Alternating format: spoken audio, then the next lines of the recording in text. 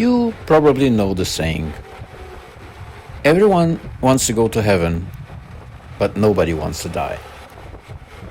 And it's true. We all want peace, happiness, a good life, maybe even something beautiful after this. But we are terrified of the one thing we can't avoid. The strange part is, when you fear death too much, you stop living. Your mind gets so busy worrying about an ending you can't control that you miss the moments you can.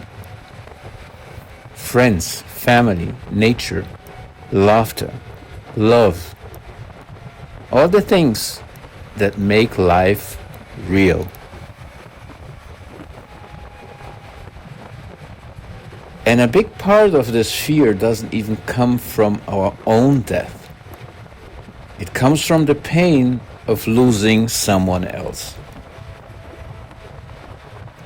Anyone who has felt that pain understands it. The world gets quieter. Someone's voice disappears. A chair stays empty. Grief changes you. So the mind remembers that pain and starts fearing anything that could bring it again. It fears death because it fears loss. But here's something we forget. Grief exists because love existed. The pain is the proof of connection. And that connection doesn't end when a body dies. People stay with us in memory, in influence, in the way they shaped our lives. So maybe the real question isn't what happens after we die. Maybe the real question is, how much life are we missing right now because we're scared? Death is the one thing we cannot control. Life is the one thing we can. Fear of death steals time. Accepting death gives time back. And maybe that's the real message here. Not to think about dying, but to finally start living again.